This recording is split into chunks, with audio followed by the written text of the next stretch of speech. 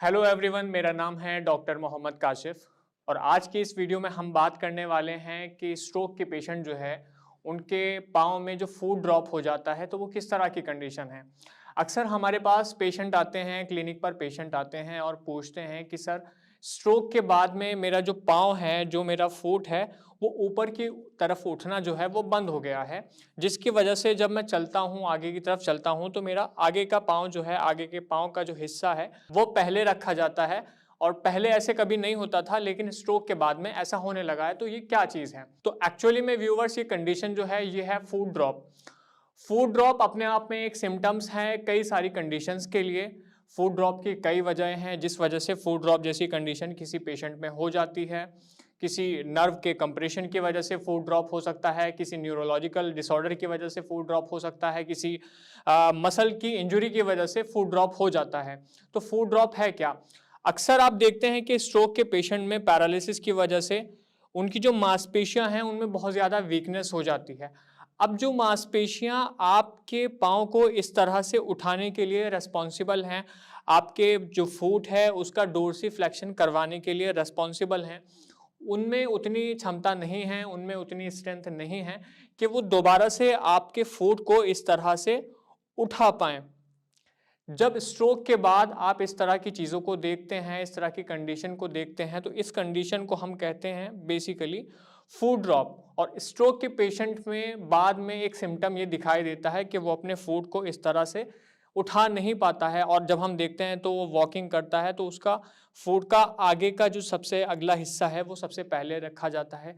Steppage जो है एक गेट हो जाता है, सरकमडक्टरी कुछ इस तरह से पैर को उठा के वो रखने लगता है। तो किस तरह से हम अपने ड्रॉप फूड को या फूड ड्रॉप को मैनेज कर सकते हैं? तो बात करते हैं फूड ड्रॉप के मैनेजमेंट के बारे में। व्यूअर्स, कई सारी चीज़ें हैं, कई सारे ट्रीटमेंट्स हैं जिनके ज़रिए आप जो है अपने फूड ड्रॉप को जो है वो मैनेज कर सकते हैं। कई ऐसी डिवाइसेस हैं, कई ऐसी एक्सरसाइज हैं, हॉट फर्मेंटेशन है, इलेक्ट्रिकल स्टिमुलेशन है, जिसके ज़रिए से आप जो है अपने फूड ड्रॉप को मैनेज कर सकते हैं। जिसमें नंबर 1 जो है वो है आपका स्प्लिंट। स्प्लिंट बेसिकली होते हैं आपके पाँव की सपोर्ट के लिए।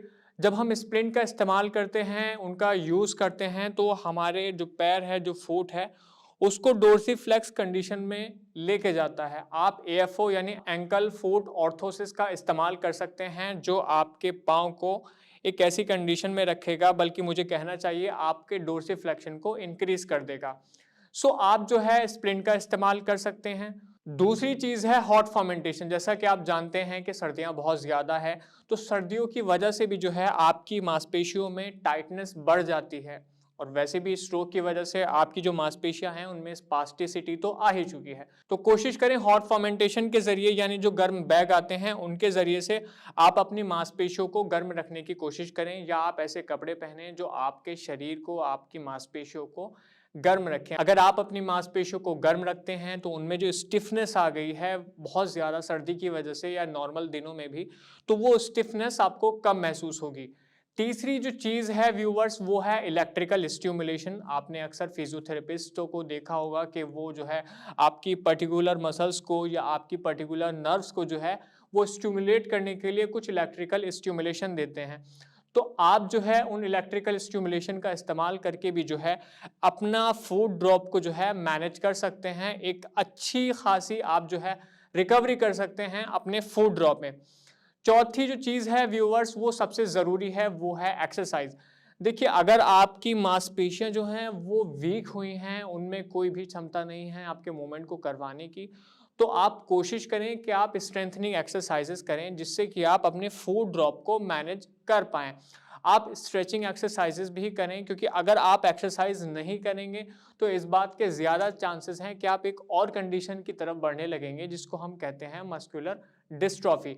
मस्कुलर डिस्ट्रॉफी जैसी कंडीशन से बचने के लिए आप कोशिश करें कि आप ज़्यादा से ज़्यादा एक्सरसाइज करें, आप पर्टिकुलर एक्सरसाइज करें कि जो आपके फुट को डोर्सीफ्लेक्शन पोजीशन में लेके आए, या आप ऐसी एक्सरसाइजेस करें जिसमें आप डोर्सीफ्लेक्शन जैसे मूवमेंट को इनिशिएट करते हो। इससे ये होगा कि आपकी जो पर्टिकुलर मसल्स हैं जो आपका डोर्सीफ्लेक्शन फुट का करवाती हैं वो एक्टिवेट होंगी, उनमें स्ट्रेंथनिंग आएगी। इसके अलावा आप स्ट्रेचिंग एक्सरसाइजेस भी कर सकते हैं। आपकी मांसपेशियों में जो टाइटनेस हो गई है, आप स्ट्रेचिंग के ज़रिए जो है उस टाइटनेस को रिलीज़ करते हैं।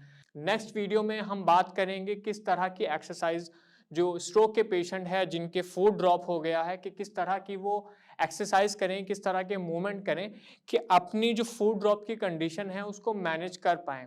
अगर आपको हमारी ये वीडियो पसंद आई हो तो हमें लाइक करें, शेयर करें, सब्सक्राइब करें। अगर आप हमारे डॉक्टर से बात करना चाहते हैं तो नीचे दिए गए नंबर पर हमें कॉल भी कर सकते हैं। धन्यवाद।